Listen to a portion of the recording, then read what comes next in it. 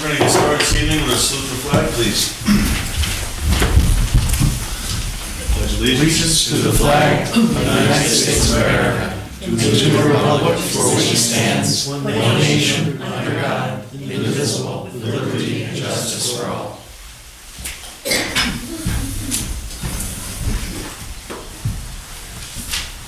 Okay, tonight we're honored to have all three school districts here that represent our constituents. I'd like to get started with brief presentations from each school. Mr. Handler, you were here first for Pine Plains, if you wouldn't mind. Did that on purpose. My late mother did not raise me.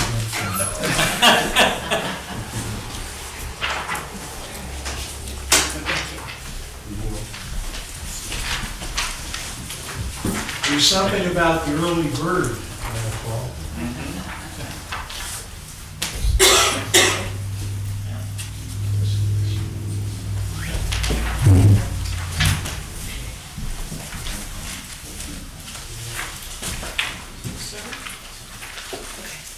Young man.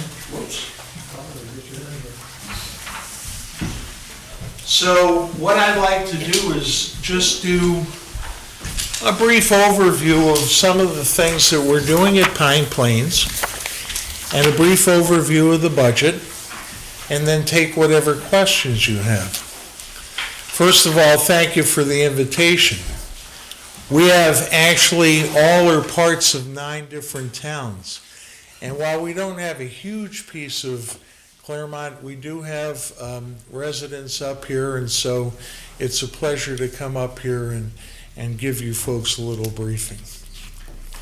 So the draft budget, and by the way, the formal budget hearing is tomorrow night at 7 o'clock at the school, at the high school, middle school. But this has been tentatively adopted by the board.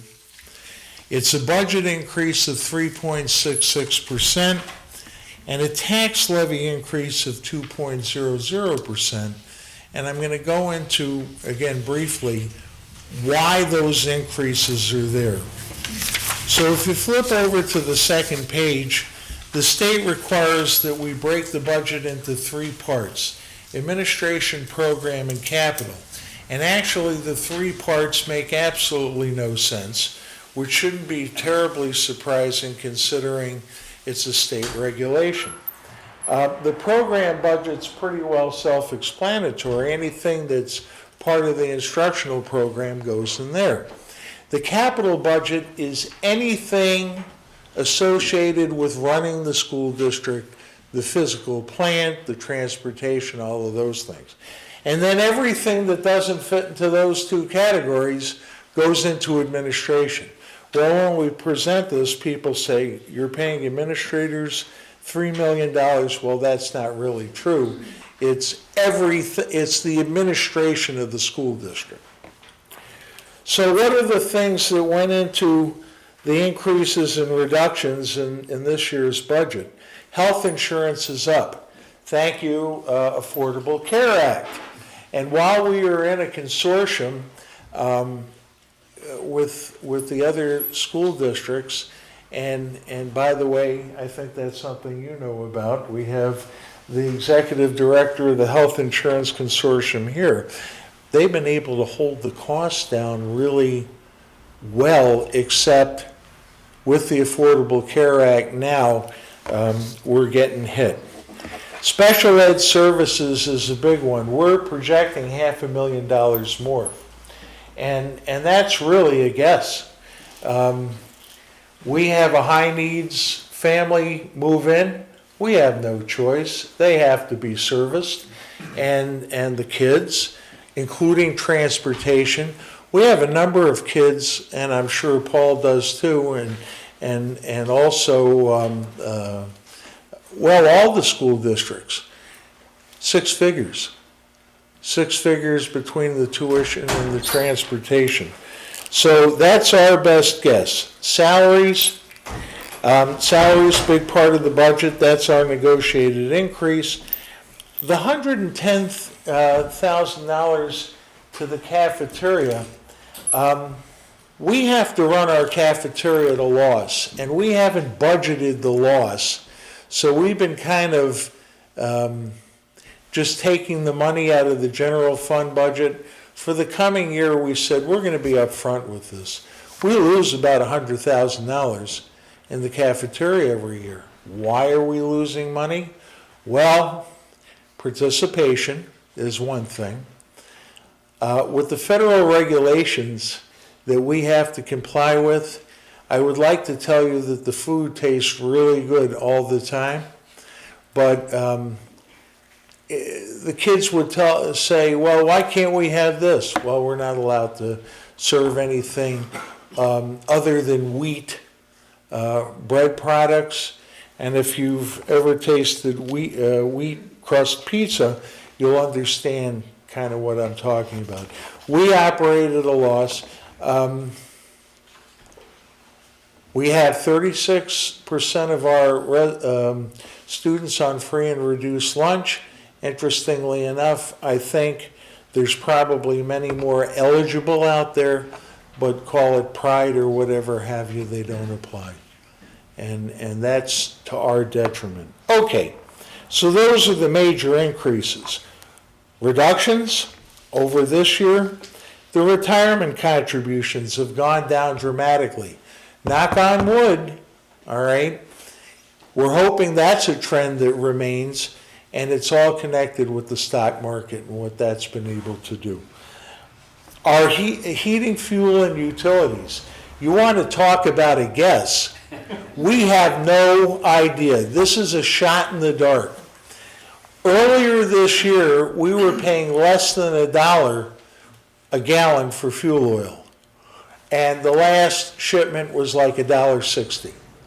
So, I mean, it's been all over the place. And that includes diesel fuel, gasoline for the few vehicles that we had to run gasoline, but mostly fuel oil. And propane, the same thing, all over the place. It's our best guess, but we did reduce the number. Textbooks are down. I should explain that. We have an initiative where we have a laptop computer with every kid in grades 6 through 12 and a tablet, not an iPad, but like an iPad, every kid next year, grades 2 through 5. The textbooks are digital textbooks on those devices. They don't get damaged, they don't wear out. The kids are able to take all of their books home without these ginormous backpacks and things. And these digital textbooks are not outdated the moment they come in the door. So while we've had to buy software, our textbook budget is dramatically down. And then we have a tremendous partnership with Bard College.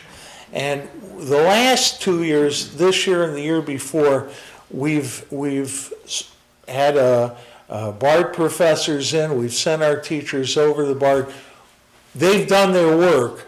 We're now in kind of an aftercare mode. And that's why that line is reduced by $51,000. If you flip over the page, you can see some of the new initiatives that we have in this budget. We're adding a pre-K class, full-day pre-K. This past year, 2 classes, 38 kids. Next year, 3 classes, 55 kids.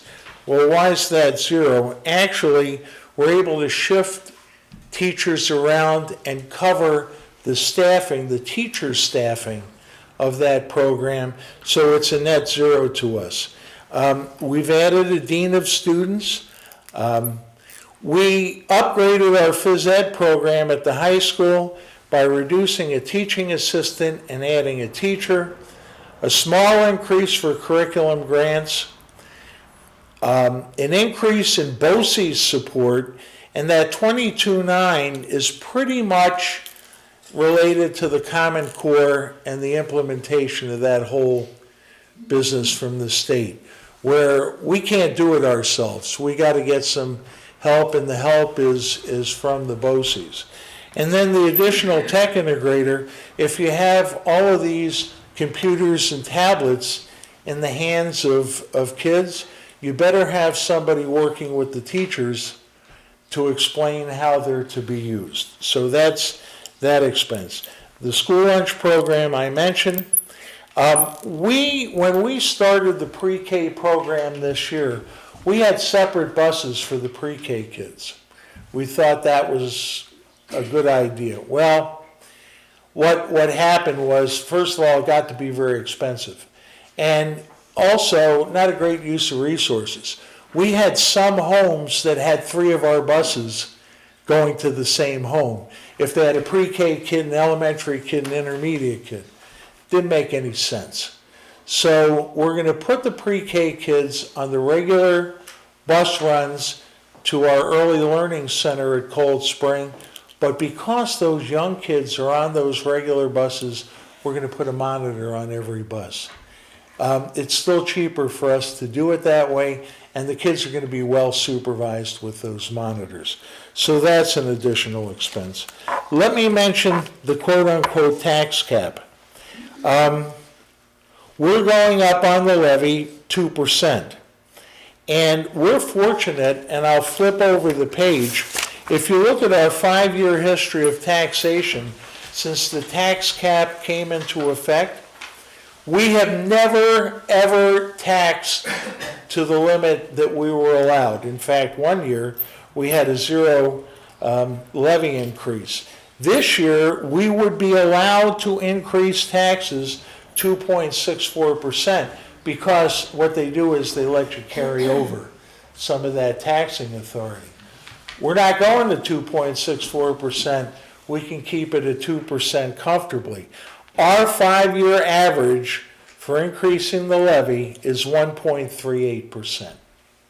And so we have consistently been below the tax cap, and our residents have gotten the rebate from the state as a result of all of that. Let me just mention state aid.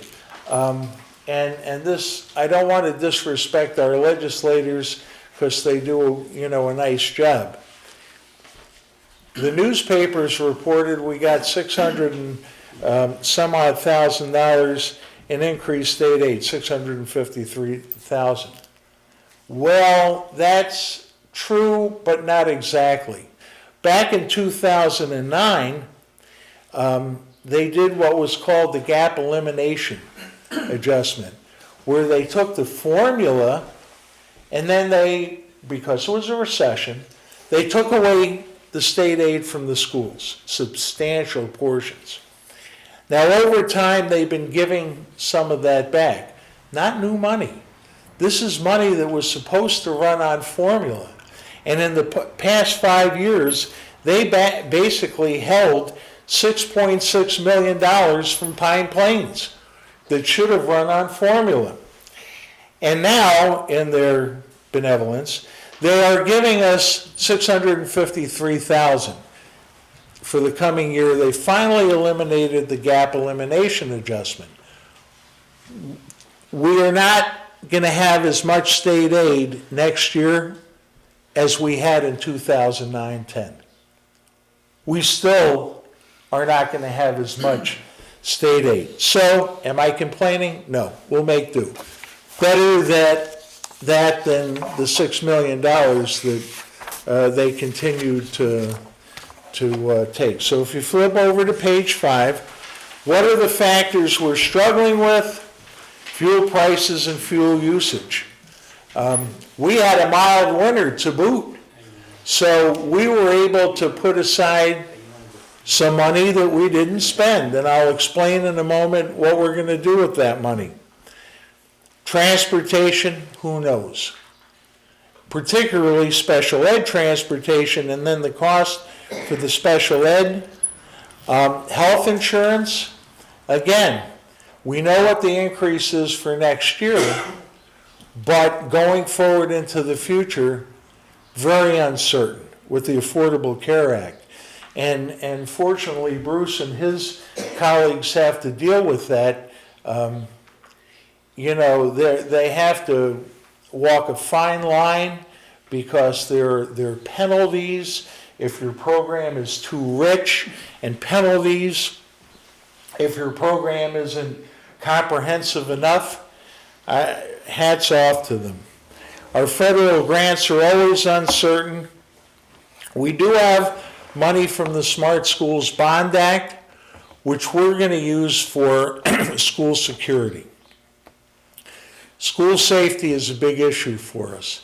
And so we're going to be putting in video surveillance and upgrading our entrances to all the schools to try to deal with that. Okay, that's a quick skating tour through the budget.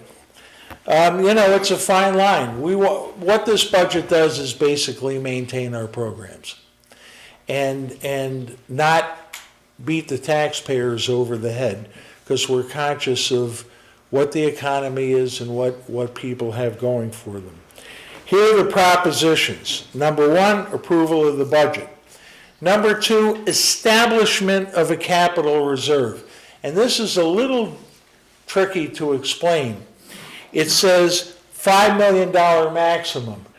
We're not asking for $5 million. This is to establish a bank account where over the next 5 years, if we have excess funds at the end of the year, remember, we really can't predict transportation or special ed or those things. We have a place to park the money and ultimately use that money for facilities improvements. And we have basically two things that we're looking hard at for projects. We have an auditorium that was built 49 years ago at the high school. It has not been touched in 49 years. And it's tired and needs significant work. And it is the only auditorium in our area for doing stage plays and those kinds of activities. The other thing that we're really interested in, and I know at Red Hook you have a generator, I think, for the school, for the high school, which will run the place. We don't have a generator in any of our buildings. And our high school and middle schools are Red Cross designated shelter.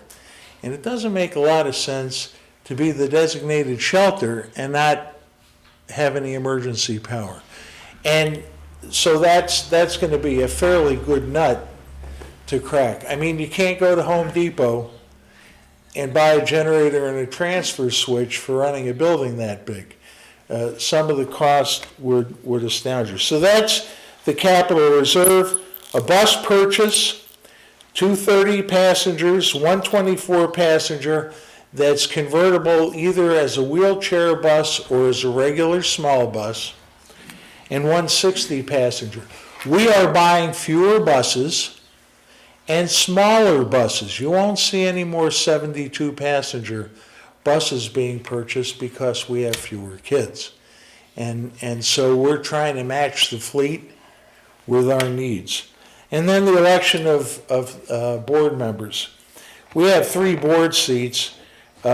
Chip Kaus, who maybe some of you know from Milan, he's currently the board president. He's running again. Ann Arendt, incumbent, running again. And then we have 2 newcomers, Amy Fredericks and Laura Donegan. And the reason we have 3 seats, we have 2 regular seats up, and we did have a resignation 6 weeks ago. So that's an unexpired term. So the top 3 vote getters will get to be elected. Now, if I'm getting there, last page, important dates. Tomorrow's the public hearing. Certainly more than welcome to come. And you see the propositions. Now, all the voting will be in Pine Plains at the high school and middle school. We used to have polling at Elizaville. We used to have polling at Stanfordville. We can't use the lever machines anymore. Last year was the very last year for that. It's a problem for us, not only from the standpoint of expense, but since all the school districts vote on the same day, there's a shortage of machines and a shortage of election inspectors who are trained on those optical machines. So we had to dial back to one voting place, and I know it's gonna be a little inconvenient, but that's what it needs to be for the coming year. So with that, and being conscious of the time, right, I'm going to stop and ask if there are any questions. And any questions on our operation or the budget, or, because this is my one and only time here at the town board, but I'd be happy to answer anything you might have. I do have just a couple questions. Sure. What is your total enrollment now? Well, with the pre-K, it's around 950. And that's down significantly from even 5 years ago. And by the way, in Dutchess County at least, every school district has declined in enrollment in Dutchess County. We have the second largest decline. And you can speculate on why that is. I would say maybe jobs and housing, but draw your own conclusions. The only one who's declined more sharply than us is Millburg. Do you have any, I know you mentioned security, do you have any security enforcement officers there? Yes, we do. We have one Dutchess County Deputy Sheriff, School Resource Officer, and it's more than just being a guard, by the way. He's an integral part of the staff.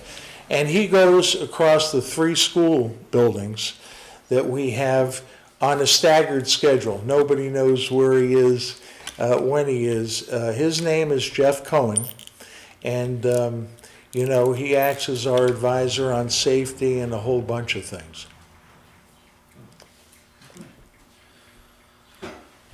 What else can I answer? Oh, you guys are much too easy on me. No, well, we certainly appreciate you coming in, giving the overall budget. It's televised, so a lot of our constituents don't come in to meetings. Terrific. And watch it, so hopefully they'll be able to see this. But I certainly appreciate you coming in. If nobody else has any other questions, thank you very much. Thank you. Appreciate it. Thank you. Okay. Next, Brown from Germantown. You certainly yield to the lady from. She was in the door first. Because he held it for me. Thank you very much. Thank you for coming. Good evening. Thank you so much for having me. My name is Susan Brown, Superintendent at Germantown Central, and I'm pleased to be here again this year. Our budget hearing is tomorrow night as well, or I would hand out newsletters, but they will be mailed to all residents within the district Thursday morning after the budget hearing. Our budget vote is May 17th, as is everyone's, and our hours are noon to 9 p.m. in Germantown. Everyone votes at the school in the main lobby. And this year we have 2 propositions. One is the actual budget, the spending plan, and the other one is special this year, and I want to draw attention to it because we have changed to a voter registration voting program. For many years, there was no registration requirement, but last November 2015, the board decided to move to a personal voter registration program, and we began holding open registration dates. We've held them since November, and the last one is May 10th from 3 p.m. to 7 p.m. Now, the way this works is if you're already a registered voter in the county that you live in, you do not need to register to vote at the school district. But there could be folks who live within the school district who choose not to be registered for the general election, but would like to vote on the school budget vote. Therefore, they need to come in and register specifically with us. And we've tried very hard to get the word out because after so many years of walk-in voting, we're just concerned that folks would be turned down. And of course, we'll have registration set up for them for next year or any other votes that happen in the future. But we really want to get the word out about that. The second proposition, as I segued into that whole conversation, is so that after this budget vote, from now on, excuse me, being able to register will be at any time that the district clerk has hours. So it's basically all business days from 8 until 3. But for some reason, with the first year, the only way we could have done that, the board would have had to hold a special vote, and it's actually costly to do that. So we did it with the board approving I think it was 6 days for voter registration up until this election, and then after this, it'll be board clerk hours. So the second proposition reads that way. The third thing folks will be voting on is we do have 2 board seats available, and we have 3 residents running for those positions. And our budget this year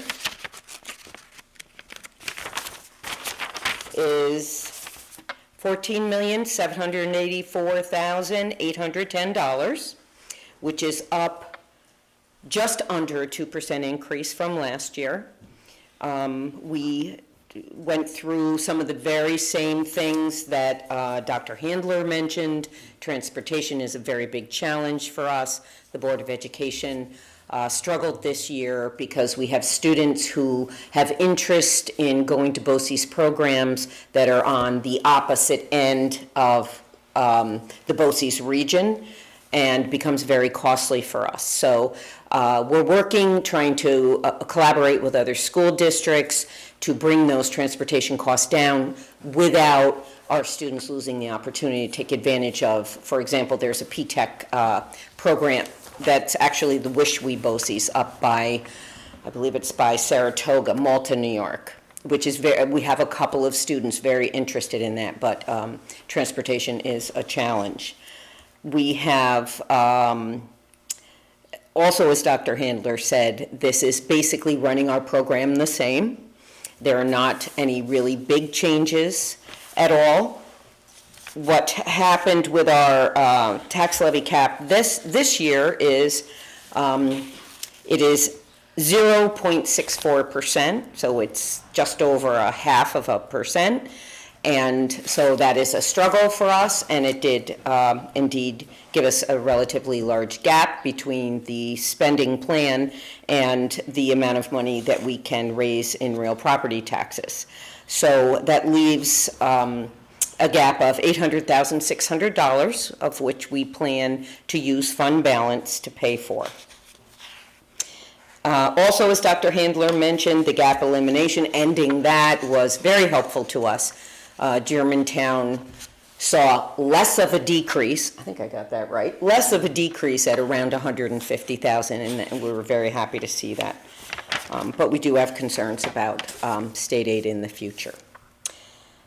I think that is everything I wanted to cover, and also, please, if anyone has any questions, especially about the voter registration, have them just call the school. We will call them back, get back to them, and be happy to explain any of the details about that. Just a couple quick questions. Sure. Well, the additional funding by the state, how much did you receive approximately on that, do you know? State aid, the additional state aid? It went up 150,000. 150,000? Yeah, yeah. Not a lot. And when is the auditorium supposed to? That is always the question, always. I've never got a good answer on that. Well, we actually, I love to talk about that because I think it's important, because we're in a part of the process that's very, very important, I believe, to everyone. We have spent almost a full year now in the design phase. And we've been very, very fortunate to have several community members volunteer to sit on design teams. But we also have, of course, our employees and a couple of students sitting on design teams.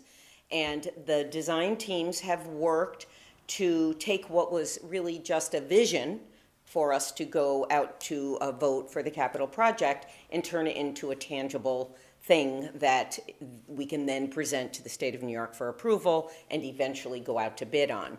And the design teams, as you can imagine, the auditorium is the biggest piece of that entire capital project. That team is our largest team. We meet at night because so many community members come. And what the Board of Education decided to do was to add a second monthly meeting So we have our regular Board of Ed meeting the second week of the month, and the fourth week of the month, the architect comes in and the board has a special Board of Ed meeting, and the architect brings the board up to all the latest and greatest ideas and the brainstorming and the way the design is being morphed into a real design. And we are so close right now. We're so close that we're hoping the second board meeting in May, or possibly the second one in June, we'll be at a point where we can then submit this plan to state ed, which you may know, there is a very long backlog at this facilities, New York State Education Department facilities planning right now. So for that reason, last I knew it was 48 weeks. I don't know what the latest you've heard is. 48 weeks. It does depend. This is a bigger project. They are getting some of the Smart Schools Bond Act projects through quicker. But anyway, next year. Long story short, 2017 in the summer, we will hope to break ground and do the project. Anything to do with state, right? Good, that's good news. I just wanted to try to find out a little more information on that. And one last question from me. Total enrollment for the, Enrollment right now, we have 580. that's with the preschool and everything? That is with preschool.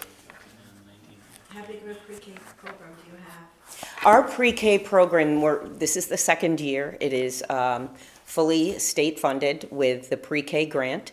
And right now, we have, I just saw that number. I think it's 36. We have 36 children in it. We have capacity for 40 students. It's 2 classrooms. Excellent. Anybody else on the board have a question?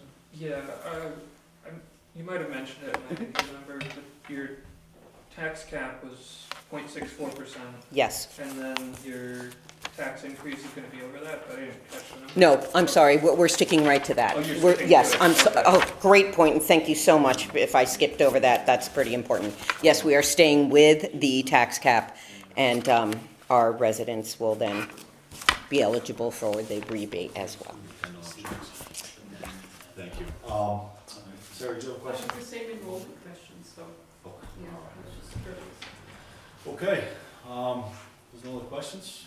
Thank you for coming in. Appreciate Thank it. you so much for having me, and again, our website has all of the phone numbers, we're also in the phone book. Anybody has any questions, please have them call me.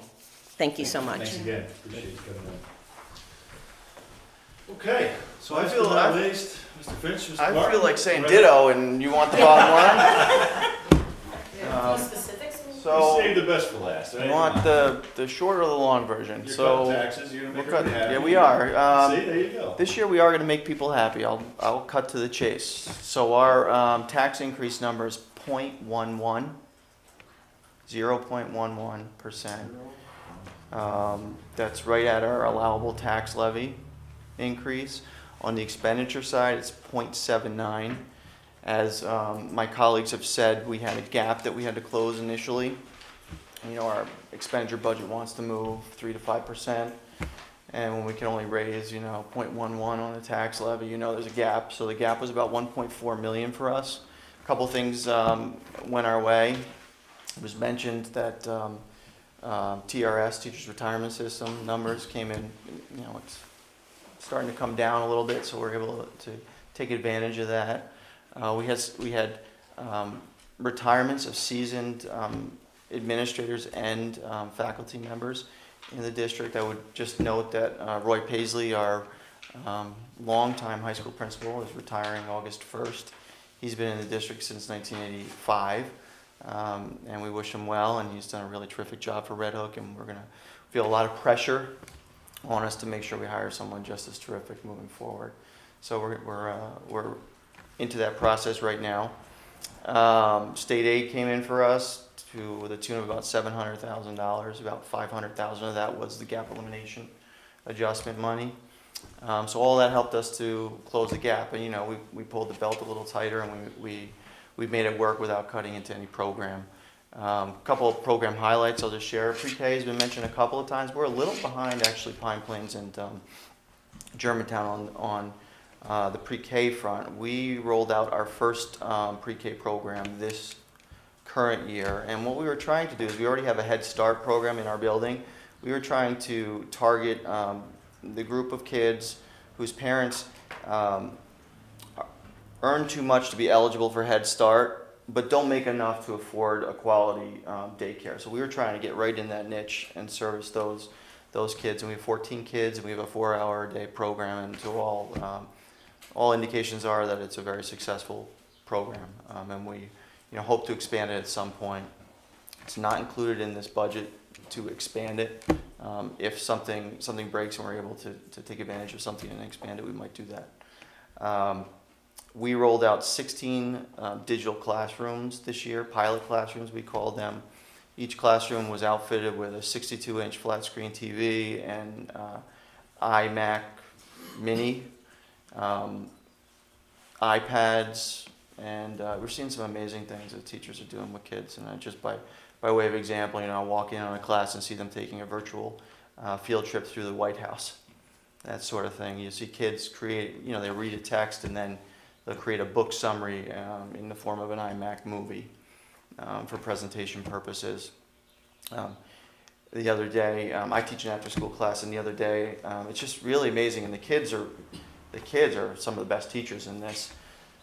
I was doing an science experiment with the kids, and involved the balloon blowing up and actually popping. And the kids' instant reaction was to take out the phone and to capture the popping of the balloon on the phone in slow motion, so you could examine what it looked like to pop in slow motion. I mean, just the opportunities that exist that the kids just instantly take advantage of. And so what we're trying to do is get teachers up to speed to recognize those opportunities just as easily as the kids do, to learn more deeply. So I think I've given you the bottom line, and we've got really great things going on. If you're going to ask me about college acceptances, sometimes people ask me about that because that's an indication of how our program is viewed from the outside. We've had 2 acceptances at Harvard this year, so we're happy about that, and we've had acceptances up and down the line, so it seems to be a good year for Red Hook. Why is your allowable tax increase so much lower than the other 2 districts? I'd turn to Bruce. Really, CPI is the driving factor. Yeah, there are really 3 things that are going to influence the tax calculation. There's the CPI number, which everybody has the same criteria there, and that was a 0.12. The other thing that can significantly impact your tax cap calculation is what's called your tax base growth factor. So that's real assessment growth in your particular school district. The state provides that. Nobody can quite figure out where that number comes from, but for us that number was 0.37. So in theory we should have had 0.12 plus 0.37. We should have been in the vicinity of about a 0.5 tax cap. But the other thing that impacts the tax cap is your prior year and your projected year exclusions. And for us, our capital exclusion was bigger in the current year than it's going to be in the future year. So that drove us back down to that 0.11. So really the 3 biggies are the CPI, the tax base growth factor, and then what's going on with your current year versus your ensuing year exclusions. So Bruce is just going to give you some information about dates. It seems like everybody's having their public hearing tomorrow night. We are too. So there's a competition for the public hearing. Who can draw the crowd? I would just follow up on Paul's comments regarding technology and point out that one of the things we're going to do this year is we're going to turn fuel oil savings into technology at the end of the year. We had some fairly substantial savings, as Mr. Handler had mentioned. Dr. Handler, we had some fairly substantial savings because of the low fuel prices, the low diesel prices, as well as the warmer winter. So we're going to make an effort to turn most of those savings into technology to put in the hands of kids. We also have the smart bond money. If and when we can work through the approval process on that, we have just over $1.3 million. So in the next couple of years, Red Hook will see some substantial improvements in technology in the hands of kids. Other items on the ballot, we have 2 board seats up as well. We have 3 candidates. A long-term board member, Kelly Mosier, who's been our board president, is not going to run again, so she'll be going off the board on June 30th. Johanna Moore, who's also been on the board for quite some time, she will be an incumbent and she will be running again. We have 2 new faces, 2 new people, Maggie Rothwell, who's been demonstrating quite a bit of interest in the district over the last couple of years, as well as Francisco Pujol, who has also been demonstrating quite a bit of interest in the district over the last couple of years, are also both running. So we will definitely see at least 1 new face on the board, if not 2, depending on how the election comes out. We have our annual bus and vehicle proposition. On our bus and vehicle proposition, we are looking for 2 full-size buses. We've been doing propane buses over the last 4 or 5 years. And then we're looking for 1 plow truck, a maintenance vehicle, and that total proposition will be at $275,000, right in the range where it has normally been over the last number of years. We will either bond for that proposition or we will use remaining fund balance at the end of 15-16 and pay cash for those vehicles, depending on where our financial position is at the end of this year. So in neither case will that proposition really have a direct impact on the 16-17 budget. It would either come from extra resources at the end of the year or be bonded out into future years. We have a library proposition, and we have with us tonight Erica from the Red Hook Library, and she's going to speak briefly about that proposition. The important dates coming up. Tomorrow night we also have our public hearing, so if you'd like to hear the long version of this presentation, tomorrow night would be the night.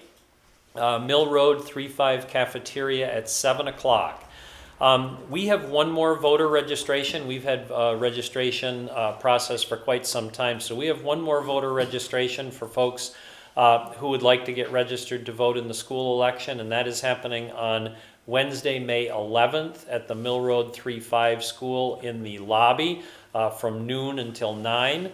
And then our budget vote is the same as everybody else's. It's on May 17th, Tuesday, May 17th, 2 weeks from today. That vote will take place in the Mill Road 35 cafeteria. We've historically done the gymnasium, but it'll be in the cafeteria this year. And we are also first year out with the new voting machines. So May 17th from noon to 9 in the Mill Road 35 cafeteria. I don't know if you'd like to let Erica speak next, and then we can all take questions. No, you can ask how many kids we I have. was gonna ask you about your All right, so a little over 1,900. 1900? 1915 is a good number to use. That's down. We were 20 when I started, and there's no there's no causation here. There may be a correlation, but no causation here. When I started, we were 2,300 roughly, and that was in 2006. And total budget number? 51,400,000. Yeah, 51.5 million. Thank you. And our budget newsletter will be going out to those who are in our district. I'm just gonna ask the same question. I didn't ask Germantown because I know the answer, but I'll say that they do have security. Do you guys have security law enforcement? We do. We contract with the Red Hook PD for 20 hours a week, and we are pretty flexible with how it works. Typically, we've got them there for drop off in the morning. That's a pretty set time. They're at our drop. They're visible. It's a presence, a deterrent, that sort of thing. And it's very much like Dr. Handler said. They're an integral part of our staff at this point. So it's roughly 4 hours a day, but things shift depending on the events that are happening. I just want to say that I didn't ask Germantown, but I know they do have a sheriff deputy also that's present, so I just want to make sure I get that on the record for everybody, so that's good. Excellent. One question, in past years, I've gotten multiple mailers from the school district that are exactly the same. One of them comes addressed to me, and the other just comes because I'm on the mailroom. It's probably not a big deal, because you're getting low postage on that probably for bulk mailing, but. Yeah, but still, we don't Yeah, want to waste anything. we try to craft a resident-specific mailing list, but there are some areas of the district where it's hard to be sure we get the mailing there, so that may be why you're getting two.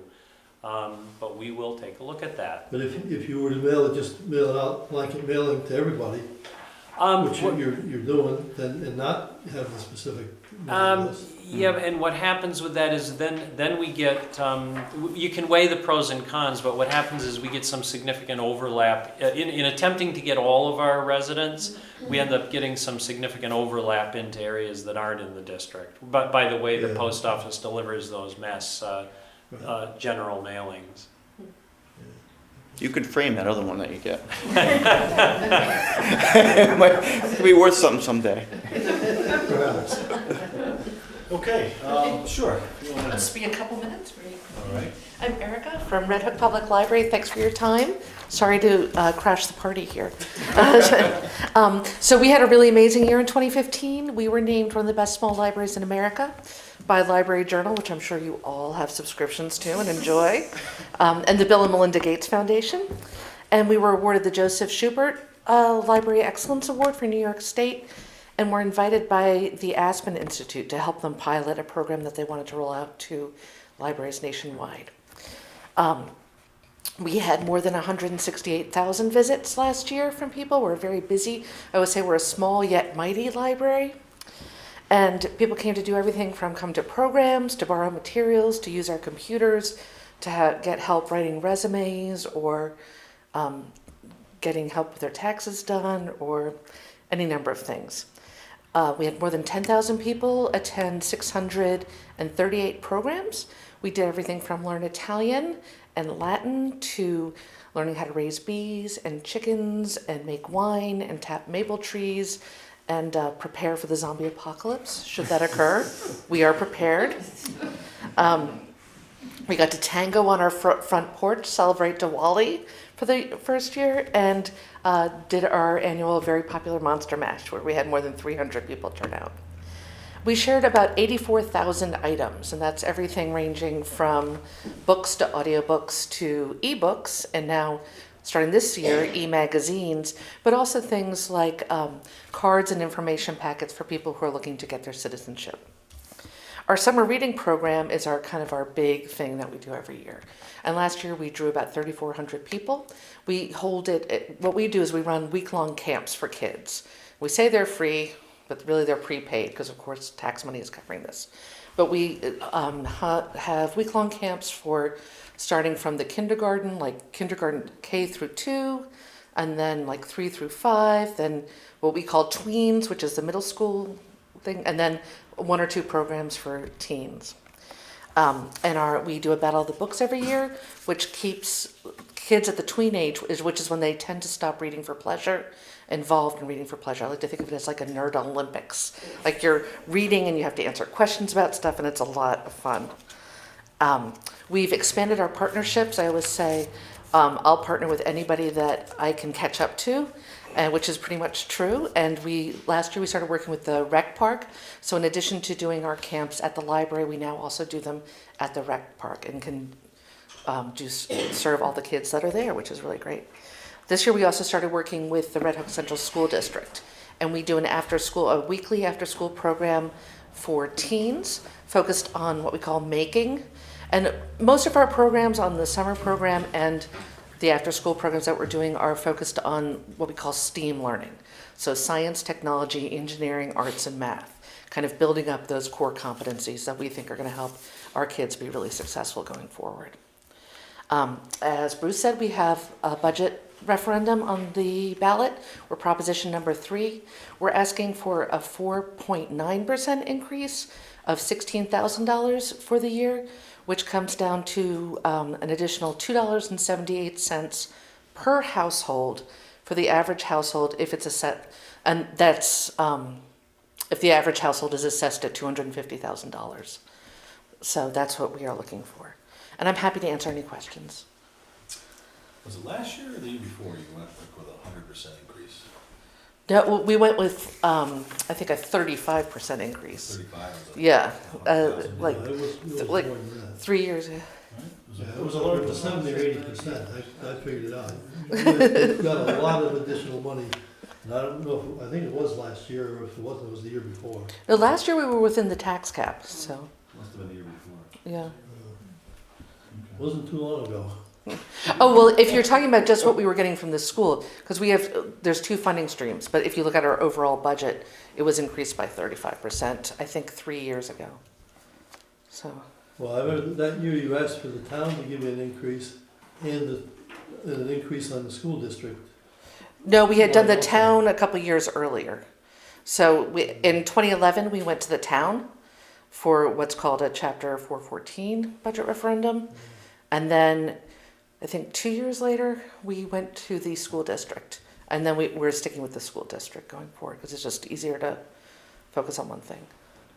So what would be the total value that a household with a home valued at 250,000 would For be? a year would be $48.33. Compared with what it used to be about $7 or $8 on my Yeah. tax bill a few years ago. But you get so much more, Bob. So much more. That's right, Bob, It's come on big, now. Bob, it's big. With the times now, come on. Move it along. Well, you're still getting about a 400 or 500% ROI, which is not too shabby. If you knew you could do that, you'd invest heavily, right? I think Sarah has a question. Oh, yeah. Do you have an increase since this huge increase? Do you have an increase in readership or people using your library?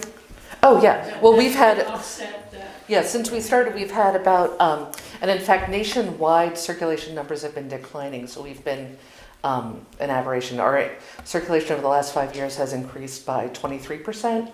And our program attendance has increased by 600%.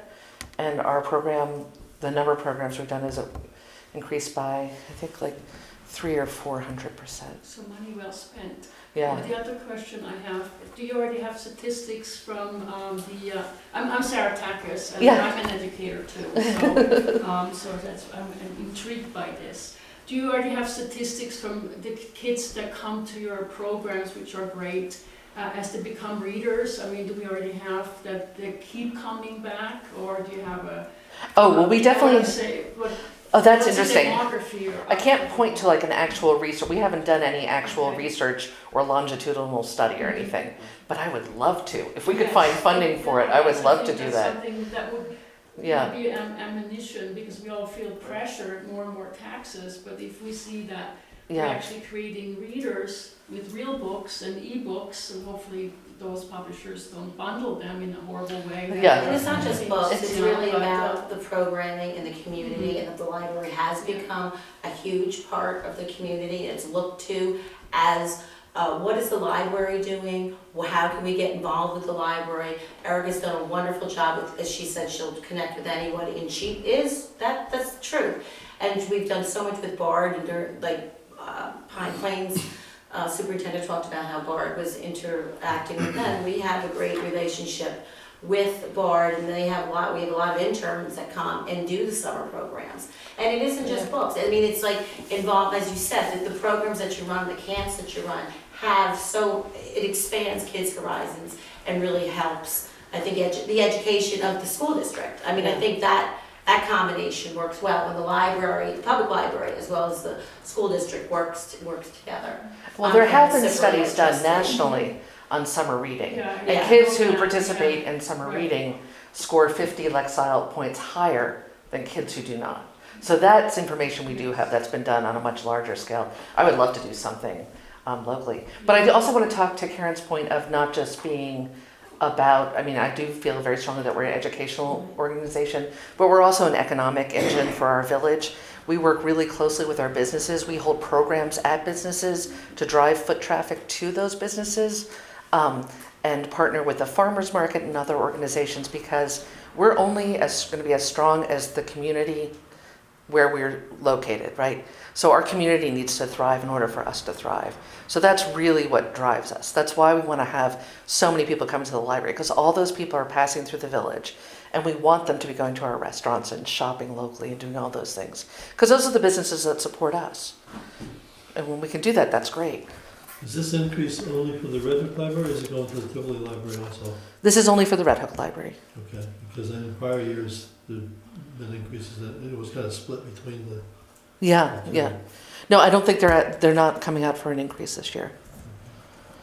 One thing that caught my ear was, I believe you started out with the headline number of like 160,000 visits. Mm-hmm. And then I noticed later on that the borrowing number was about half that, 70 something. Yeah. So I know when I was growing up, when I went to the library, it was unusual if I left with like less than 5 books. And But that's why we And love aren't you. you? Yes, I was saying.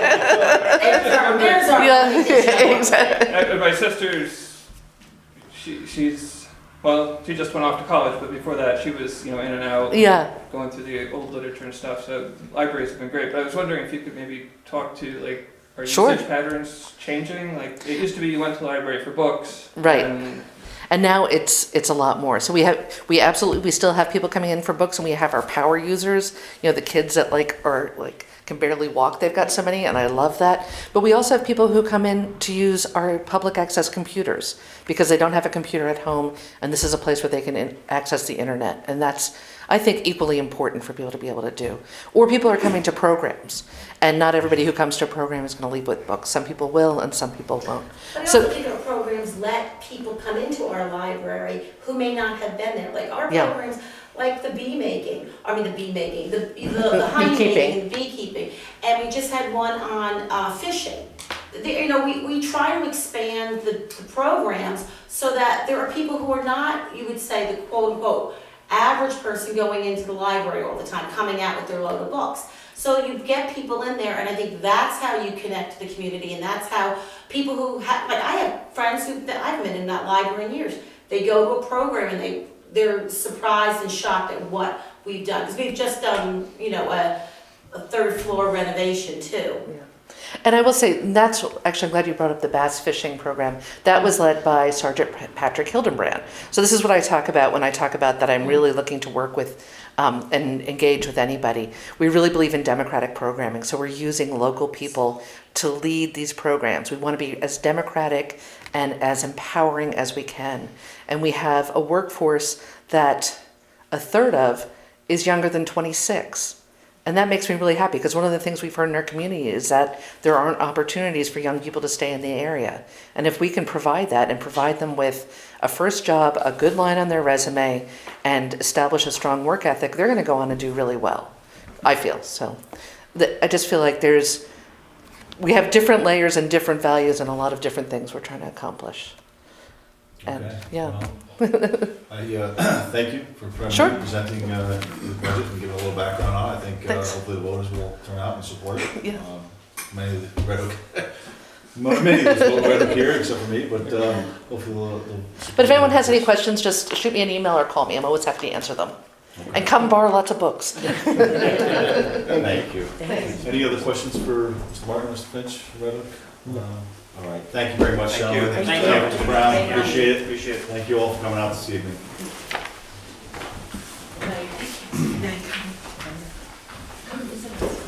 Okay, let's move on with our regular agenda and move on to the approval of prior town board minutes. So, So move. Wait a second. Second, all in favor? Opposed? Carried. All right, move on to town clerk report, please. Town clerk's report for April 2016. Community house lease, $1,000. Zoning Board of Appeals for special permits, 2 of them, $200. Area variance, $75. Planning Board, site plan review, residential, $75. Site plan review, commercial, $200. Dog licensing, $43.50. Driveway permits, $25. Town clerk fees for solid waste, $6. Vital statistics, $20. Decals for fishing licenses, $2.76. Total check for the general fund, $1,647.26. Trusted agency, escrow, Anthony Arculeo, $168. Escrow, Thomas Jensen for the planning board fee, $500. Thomas Jensen for the zoning board of appeals fee, $150. William Cole for the planning board fee, $500. William Cole for the zoning board of appeals fee, $150. Total check for trust and agency, $1,468. Paid to New York State Department of Ag and Markets for dog surcharges, $15. paid to the Columbia County Solid Waste, $74, and paid to New York State Department of Environmental Conservation, $47.24. Total for April, $3,251.50. Wow, good. It's a mouthful. Yes, it Good was. motion to approve the clerk's report. So moved. Second. All in favor? Aye. Opposed? Carried. Evan and Chris. All right. Okay. Mail review. A couple things. We do. All right. All right, let's start with this. I mean, I haven't really picked out what their award was. I read the article. Our distillery in town here, down the road, Hudson Valley Distillery, was given an award, let's see, Best in Class Vodka at the 2016 Spirits Conference and Vendor Expo, hosted by the American Distilling Institute. The company is 2 years old.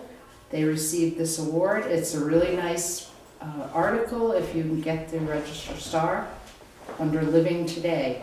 And it does mention that we have 2 wineries, Towsey Winery at 1774 Route 9, Cclermont Vineyards on County Route 6 near 9G.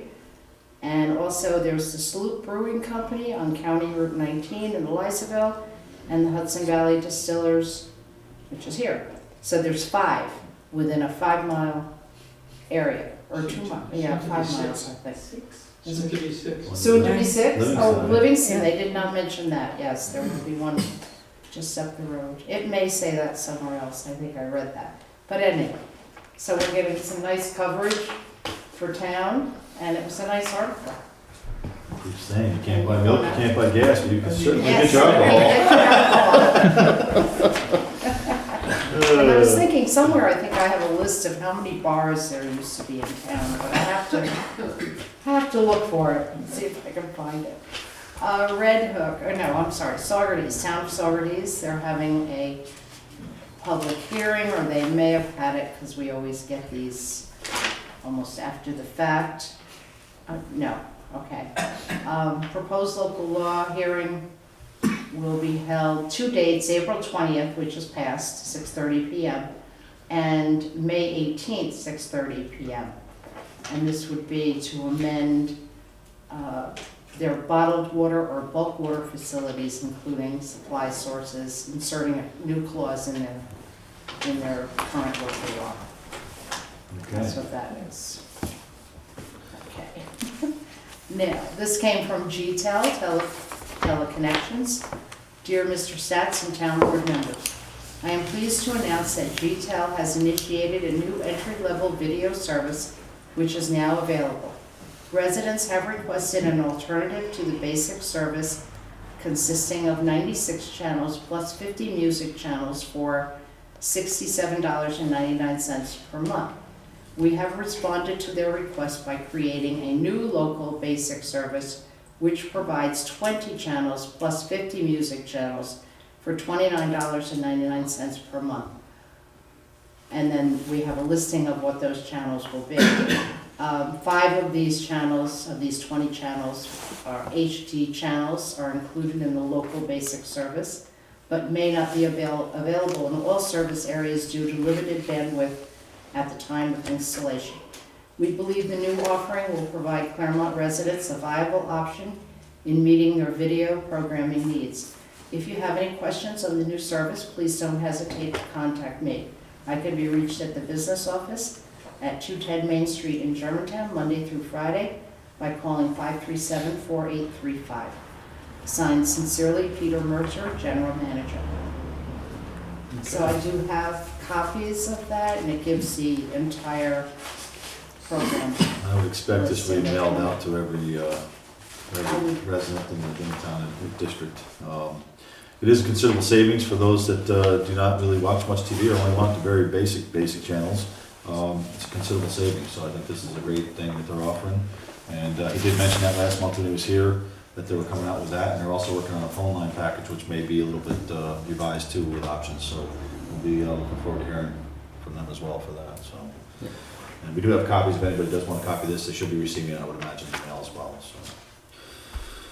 Okay, great. Is that it? That's all I That's all we got? Yeah. Perfect, thank you, Mary. Correspondence for Web Committee. Evan, do you have anything you wanna? I have added the DEC documents to the website. We have 4 of them there, and if we get any more that come in, just email them to me and I'll put them up on the site. Excellent. Also, I added a link to the regularly scheduled meetings in the left navigation bar, so that should be more easy to find in the future. Great, excellent. Any other comments, questions for the Web Committee? Okay, perfect, thank you. It's a work in progress. Committee reports, so, Bob? Yeah, Highway Department's been using their new mower in Bagger, Good. working well, so I think they're pleased with that. They've also are in the process of finishing up the paving on Nevis Road, which they did half of last year, and the other half this year. The preparation's all been done, and they were supposed to have been doing it this week, but I think maybe because of the rain it got postponed. And the other thing was, the county is revising their hazard mitigation plan. And what that, this is the one that's been on the back counter there for a while. And it's to look at the way that the towns are working together, working with the county, and also looking at if they've identified any hazards that could be mitigated. And it's a county plan, but there's input from the towns. And Jimmy and I went up to a meeting last week to speak with the people that are doing the plan. And it's a requirement that we have some information in there so that when we apply for FEMA money, when we have big storms and things, in order to be eligible for that, you have to be a part of that. So we did go up there and talk to them. Excellent. Thank you, Bob, for taking care of that in my absence. It is something like, again, if we have a natural disaster or a large storm, we would not be eligible to apply for funding if we did not have the participation in this program. So that's why they need this information, and we will have it in there now. So thank you for updating that. Okay. Have you anything else to add? Nothing else. All right. Chris? Just to follow up with what Bob was saying with the highway department, I know they've been doing a lot of work, trees, limbs, and cleanup. They've come up Commons Road. I certainly noticed what they've done there. My place, the neighbors and things, I just want to say thank you. They're very busy, and they've certainly got to jump to the spring cleanups, if you will. Doing a great job. They did have the bucket truck, and that's where they went and trimmed a lot of the upper branches for the day. That's also what they were doing with that Yep. truck, so you saw the Yep. invoices. Right, right. And thank you again for working with the code enforcement officer for his credits and stuff, for looking Yep. into that. Yep. So that's. Well, hopefully he's got a full load there to keep himself busy as well. Excellent, thank you. Okay, Dawn? I just want to announce that the first meeting for the Cclermont Community Day is going to be this Monday, May 9th at 7 p.m. in the Community House. The Community Day and tractor pull is scheduled for August 13th. We're always looking for volunteers, so if that's your first opportunity, is this coming Monday. And last month I spoke about possibly on Path Through History Weekend, opening St. Luke's Church. Well, about 3 or 4 days later, I received an email from the Turpin Bannister chapter of the Society of Architectural Historians, and they are going to be down in the area and would like to come and look at St. Luke's Church. So it just was kind of fortuitous that I had spoken about that. So, and that's going to be a couple of days before the Path Through History Weekend, so that will work out well. And I think that's about it. Great, thank you. Okay, move on, old business, DEC update. I really do not have an update at this point. I have no new information from what we had last month. We're still waiting to hear. I don't know if you've talked to Monday. I talked to George on Monday. He has not heard anything more. He did tell me that Arcadis doesn't have a contract now either, so they don't even want to communicate with him because they don't get paid for communicating. But, there's Apparently, there's some agencies in the or parts of the DEC that are still reviewing the contract and they have not actually awarded it. Well, their invoice can sit on our desk until we see something from them as far as moving forward. Sounds good to me. All right, so unfortunately, we have no new information. As soon as we do have new information, we will certainly pass it along. We'll certainly be hoping to give at least a 30-day notice of when they plan on starting this, if and when they start this project. But as of this point, it was supposed to be hopefully sometime in June. Well, the 30 days would have to start pretty soon if they're It going was to get here. supposed to be in June of last year. Yeah, Well, I was gonna say that. June will be a year, right? So we will certainly keep everybody updated moving forward with any information we do have on that. New information, new business, just a couple quick updates. I didn't have a lot on the agenda because I knew we'd have a full night. The star exemption change. This is something I just want to bring to everybody's attention. And I'm thinking about having Suzette Boy from the Real Property possibly come down to the next meeting to go over this, maybe in a little more detail. But it has to do with the star exemption. They're changing the way they do the star exemption for any new applicants. It says in here, anyone that did not have a star exemption on their 2015-16 school tax bill will not be receiving the star exemption savings on their 2016-2017 school tax bill. They will now have to register with New York State Tax and Finance, either online or by phone, to receive a star check, which will equal the amount they would have saved on their school tax bill. This impacts anyone that purchased a home after 3/2/15, March 2nd, 2015, and filed for a star exemption with the assessor since that time, and any other new applicants to the star program since March 2nd, 2015. So anybody that was not already enrolled, they're now turning it into basically a check. I don't know why. What do you want to bet that you have to pay taxes on that check? I'd really like to, I'm going to try to request that she comes down to the next meeting, maybe go through this, a little more detail, try to explain it a little better, but I just want people to realize that there is a change. It's a full employment policy. The state wants to be able to hire more money because they're gonna have two ways to administer it instead of one.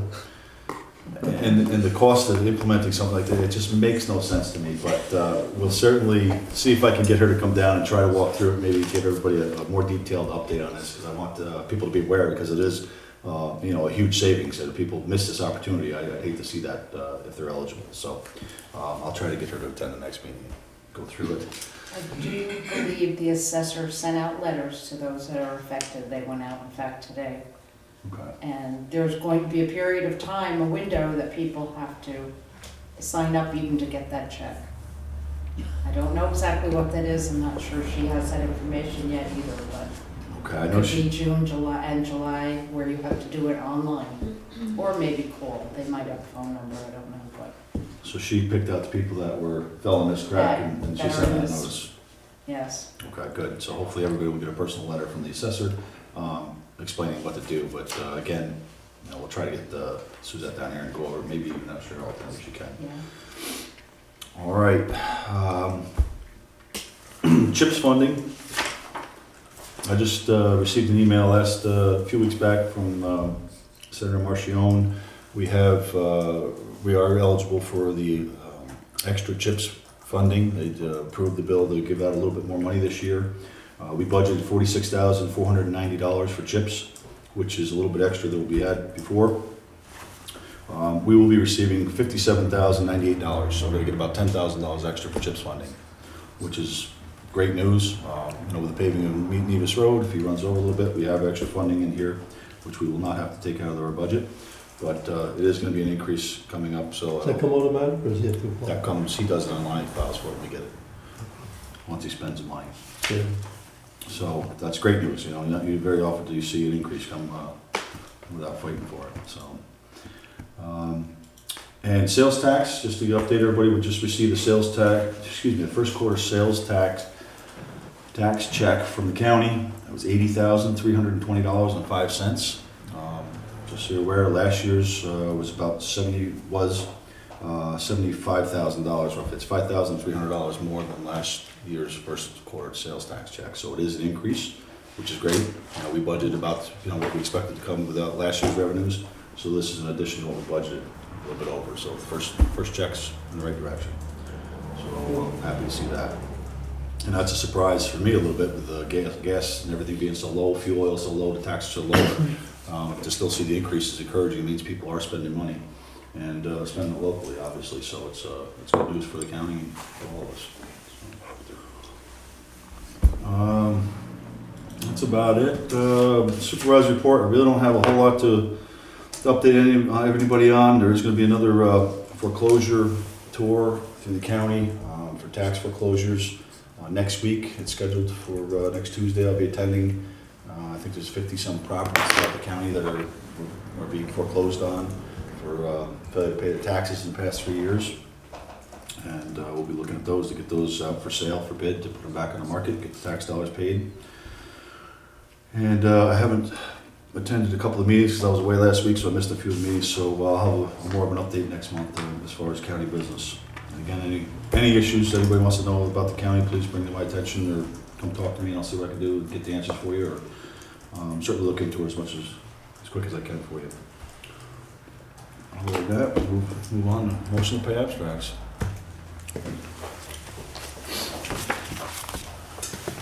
Make a motion that we pay highway abstract number 5, vouchers 45 through 60 for the amount of $11,405.41. Second. All in favor? Aye. Opposed? Carried. I move we pay general abstract number 5, vouchers 110 through 135, in a total of $4,735.94. Second. All in favor? Aye. Opposed? Carried. I make a motion, we pay trust and agency abstract number 4, claims number 6 through 10 in the amount of $878.25. Second. All in favor? Aye. Opposed? Carried. Okay, move on to public comment. Communications to board. Please. How are you all doing tonight? How are you? I'm good, thanks. I wanted to point out, if just to connect our little hamlet here with the larger world and the events of the world, perhaps you all saw there was a horrible fire of a church in Manhattan Sunday, I think it was.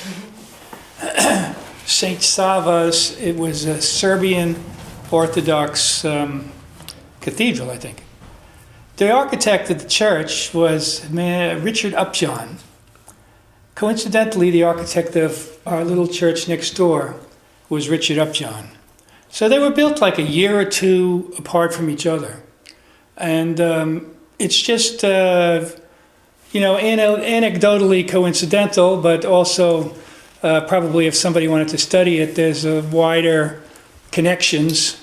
And we already know that Upjohn did kind of like a template for small country churches, because there's the one down in Hyde Park, which is almost identical, just turned differently to the road. So that was interesting to me. I also had another idea, closed topic. Next topic, I had an idea a way to, perhaps, if people are into this, linking either a bicycle race or a foot race, maybe for the town day or something, between Hamlet and State Park. A foot race down County Route 6. There's a couple of hills there that I'm sure would be a real challenge, so maybe you don't want to be coming back. But that would be, just as an idea, how can just like we have the brewery cycle here, and there's also a tour that's, there's a part, a fest, a home brew fest being held in Red Hook in a couple of weeks, I think. Next week. There's the mini breweries happening around here, and also in Athens, and maybe Catskill also, there's one. There's a bus tour, just like the winery tour, that's going from breweries. So, these are events that if, unfortunately, we don't have any hotels or restaurants here, but, as a regional development, certainly would like focus and create a sense of place here as opposed to like a 60-mile-an-hour pass-through. That's all I wanted to say. Okay. Very good. Thank you for your comments, Chris. Chris, speaking not having restaurants, there is a little small, with the distillery, they do have a little place where they serve light fare Oh, food so with their drinks. that's why I thought it might be an interesting thing to, pursue. Somehow it could help develop something. And don't forget Q to go. Q to go. Q to go. Don't forget Q to go. So, we do have some smaller way places to eat, sure. All right, thank you. Public comments? Anybody else? Just general, echoing what Chris said, I really would also like to thank the highway department for the great job with the trees on our road, in particular one that was kind of on my property that had caused havoc. So 3 days and they did a great job, and they were really, really good. Great. So just to extend our thanks as well. Okay. Highway guys always like compliments. Okay. Did I miss when the DEC is going to start? Yeah, pretty funny. Thanks for coming, Chris. I had some questions, please. Okay, if there's no other comments, I'll entertain a motion to adjourn. So moved. Second. All in favor? Aye. Opposed? Carried, thank you.